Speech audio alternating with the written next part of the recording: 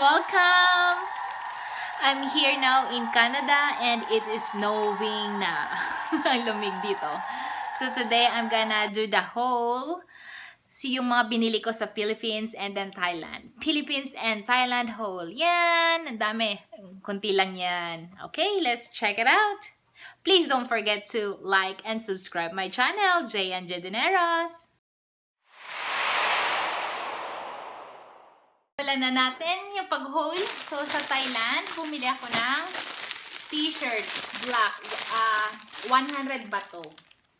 Elephant. Tingnan nga natin. Nili ko large. Pasalubong ko kay Bossing. Ayan nyo guys. Yan. Thailand!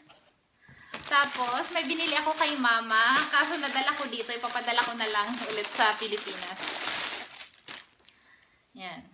Puti naman yung kay Mama. Thailand, elephant. Ganda, diba? 100 baht yan. Pero natawaran namin to. Kasi marami kaming bumili. And then, bumili. And guess what? Ano pala to, guys? Yan, o. Akala nyo mangga, no? Sabon po yan. Shape lang siya ng, sabon po siya. And then, ito, akala nyo flower din. Look. Pero sabon lang po siya. Okay. And then, ito, ano ba to? Galing din sa Thailand. Chicken crackling. Yung ano niya, I think it's cheese flavor. Hindi ko maintindihan Thai kasi yung nakasulat. I think yung skin to ng frinay nila. Next, pancake roll. Pancake roll, guys. With, I think this one has salted egg.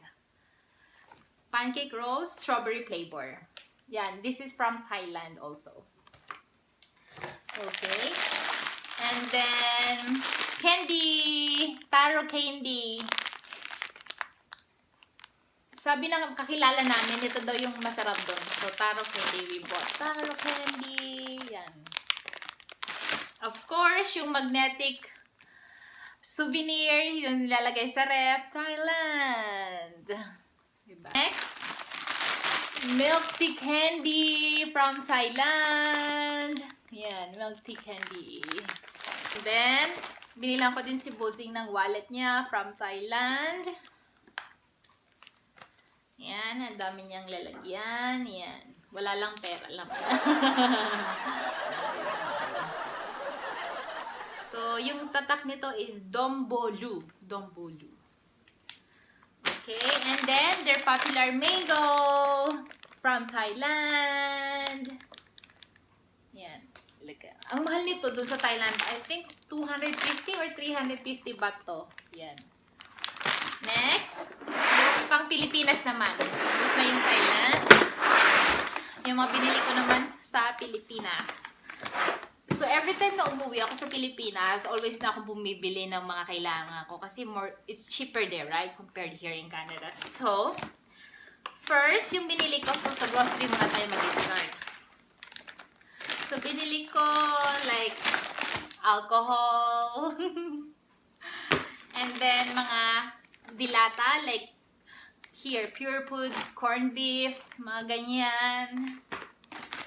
And then, bumili din ako ng Del Mundo corned beef. Yan. Mga corned beef binili ko. And then, sardines. Yeah. Like this. Sardines, ligo.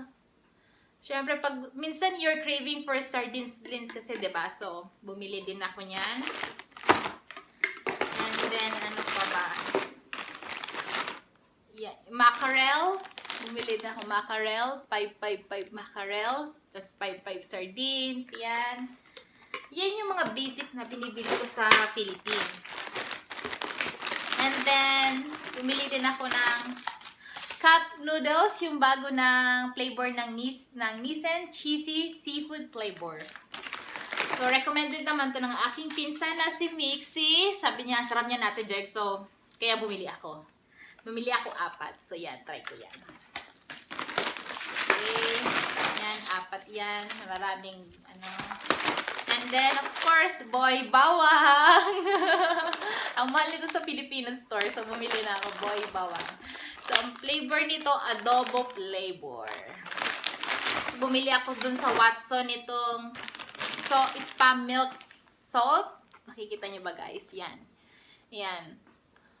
Ito naman parang pampaputi. Ito, binili ito ko kay Bossing. Gusto niya magpaputi daw. Secret lang yun. And then, pang soft, pag dry, yung ano nyo, nakakapag-soft din po siya.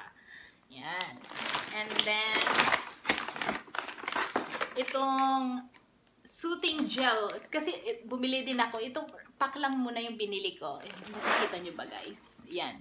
Pack lang muna binili ko nito. Kasi, nakikita ko to sa mga Filipino vlogger na maganda daw to sa face if you want a glass skin face. So, I'm gonna try this one. If it's really, you know, amazing. And then, pumili din ako nitong body wash, milk white here. So, yan. So, nakita ko din to sa Filipino vlogger na popular vlogger na si Anclot. So, maganda din yung recommendation niya dito. So, bumili din ako. Try ko lang din. Since this is from, so it says here, smoothing, moisturizing, and paraben free. So, it's milk, so why not, right? I bought 2. And ita-try ko din kung ano yung review ko dito. And then, I bought body wash din to. Is nail white. Yan, tingnan nyo guys. Mapampaputi din. Try ko din to kung ano yung review ko dyan. Next, bumili ako sa bench ng towel. Alam mo naman sa bench, ang gaganda ng mga towel doon. Like, yan o. So soft. Tas cotton siya. Ayan. Bumili ako ng 2. Tig-isa kami ni Bossing. Ayan. Ito naman sa akin. So, itong towel, 499 pesos. So, 500 pesos. Yan. Ganda, di ba? Maganda kasi to. Kasi pag, pinunas mo na, bagong ligo ka, pinunas mo na. As in, talaga siya, nakaka-dry talaga siya ng wet. So, and then, pumili din ako ng socks for my work. Yung mga, yung hindi lang nakikitang socks, yung mga manilipis lang, yung bagay sa mga flat shoes, bumili din ako doon kasi it's more cheaper there, tas magaganda yung quality niya. So, ito, by Darlington. Yan, nakikita nyo ba guys? Yan, ganyan. Bumili din ako niyan. Buksan nga natin. Para makita nyo guys, yan. Yan, ganyan, bumili ako niyan. So, 3 siya. So, yan. And the next, bumili din ako ng mga white blouse sa SM. Kasi for my uniform sa work. So, I bought 5 white blouse. Usually, ang mamahal din nito. So, I bought this 1,500 pesos. So, probably here in Canada, probably like $50. Ganyan. So, mahal din. Pero maganda yung brand niya by Kamiseta, by Heart Evangelista. Shout out to Heart Evangelista. I bought your t-shirt. And then, see? By Heart Kamiseta. I love this one. Maganda kasi yung design niya and then the quality. Even though they're, you know, mahal sila. So, yan. Even though they're expensive, but I like their quality and then the design. And then, ito naman, look. So, I'm gonna use this for my work since in my work, I'm wearing white blouse and then dress pants and then blazer. So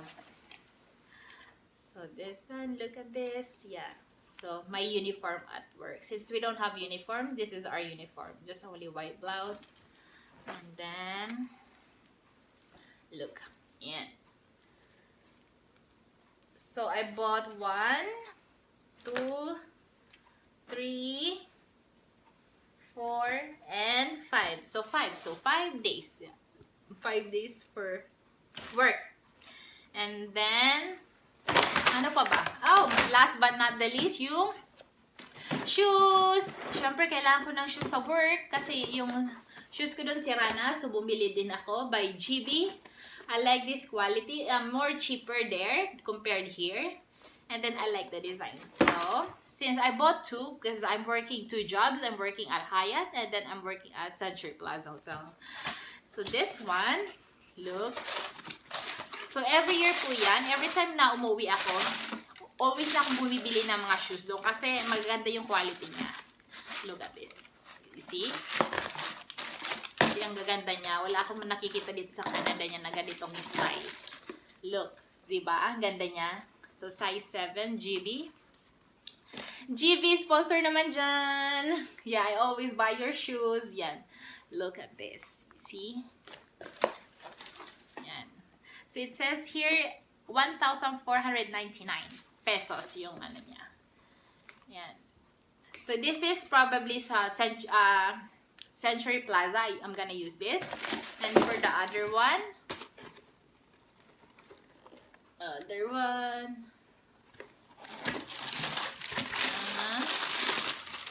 yan. So, I'm gonna use this sa Hyatt Regency. Yan. Another GIBI shoes. Yan. You see? Ganda ng design niya, diba? Nakaganda yung circle niya dyan. And then, this one with heels. But this one is comfortable also. And then, they have like memory foam inside. So, hindi mahirapan yung ano mo niyan. So, maganda siya. So, I'm gonna use this sa Hyatt. And then, yung isa, and then this one, Century Plaza.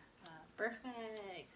I have new shoes again. So, that one. So, every year, every time I go home in the Philippines, I always has the budget for buying all those things because I can never buy this cheaper here in Canada. Like, you know, here it's so expensive. So, I take advantage. So, I always buy there. See for my next week vlog. Don't forget to like and subscribe my channel, J&J DINEROS. Bye! Subscribe!